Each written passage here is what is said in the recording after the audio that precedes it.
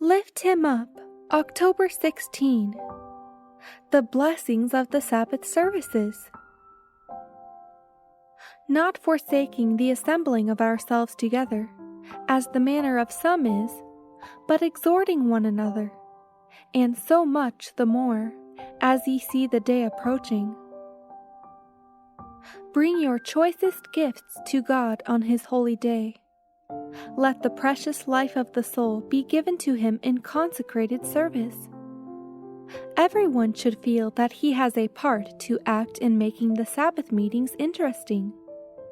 You are not to come together simply as a matter of form, but for the interchange of thought, for the relation of your daily experiences, for the expression of thanksgiving, for the utterance of your sincere desire for divine enlightenment, that you may know God and Jesus Christ whom he has sent.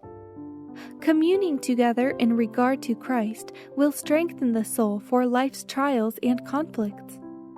Never think that you can be Christians and yet withdraw yourselves within yourselves. Each one is a part of the great web of humanity, and the experience of each will be largely determined by the experience of his associates. Why do we not obtain 100th part of the blessing we should obtain from assembling together to worship God? Our perceptive faculties need sharpening. Fellowship with one another should make us glad. With such a hope as we have, why are not our hearts all aglow with the love of God? We must carry to every religious gathering a quickened spiritual consciousness that God and his angels are there, cooperating with all true worshipers. As you enter the place of worship, ask the Lord to remove all evil from your heart.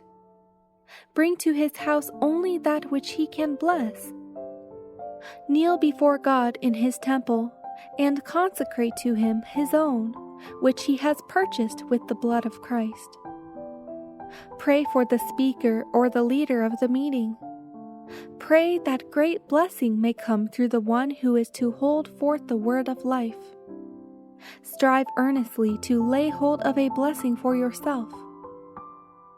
God will bless all who thus prepare themselves for his service. They will understand what it means to have the assurance of the Spirit because they have received Christ by faith. The place of worship may be very humble, but it is no less acknowledged by God. To those who worship God in spirit and in truth and in the beauty of holiness, it will be as the gate of heaven. The company of believers may be few in number, but in God's sight they are very precious.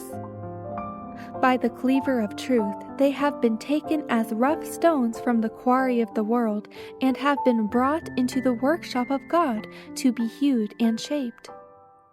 But even in the rough they are precious in the sight of God. The axe, the hammer, and the chisel of trial are in the hands of one who is skillful. They are used not to destroy, but to work out the perfection of every soul.